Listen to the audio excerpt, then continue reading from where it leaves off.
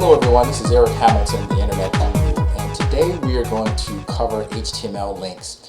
Everybody's clicked on a website link, but what we're going to do is we're going to talk about what happens behind the scenes as far as the HTML is concerned for a link.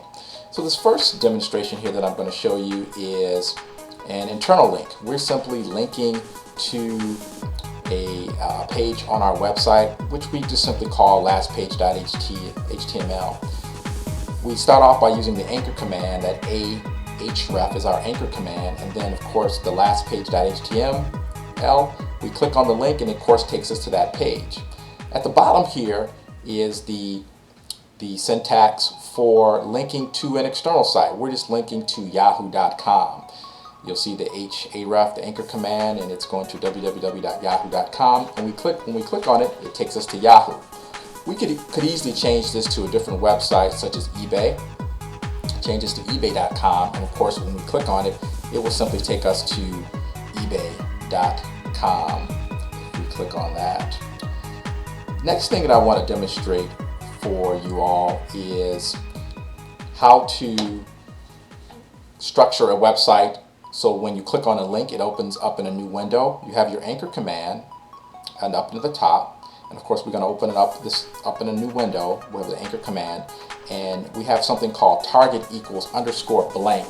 The underscore blank simply allows us to again open up a new window when we click on that link. Of course my system isn't set up to launch a new window, but trust me, it works if you were to try that in a standard text editor with your standard web browser.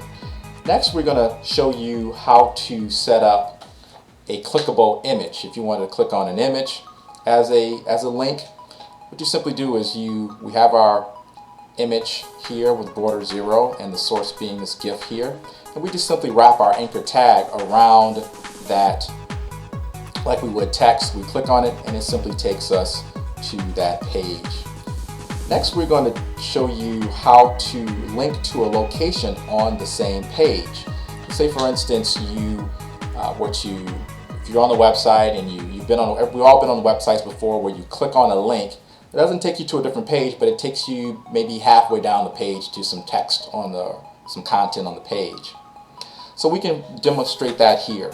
So we have down here is the C4 a name, where we define where this link is going to take us. At the top we have the C4 by the anchor command, and you notice that when we click on it, it automatically takes us down to chapter 4 because we defined it here, the C4 here with our anchor tag, and then of course down here at the bottom we were defining the location where it takes us.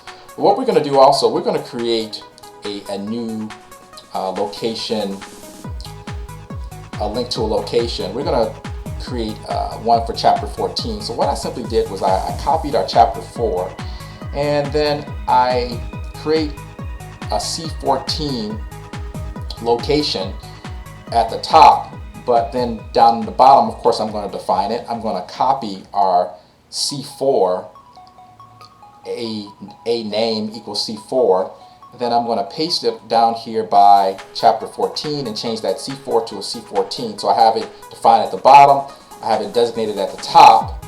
So if I scroll up to the top and the bottom, I'm making sure everything matches up okay.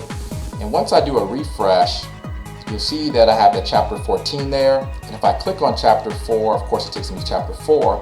But if I click on chapter 14, it takes me all the way down to chapter 14 because I've defined that in both places and it's available.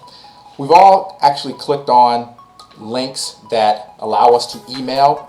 I'm going to demonstrate here a mail link, and we have the same anchor href tag, but we simply have the mail to designation in that anchor, which allows us to I've highlighted the mail to, and then I've designated the email that I want to email once people click on that link. So this link will simply launch the mail tool, and that's about it. So I thank you for having the opportunity to demonstrate HTML links. You have a great day. Bye bye now.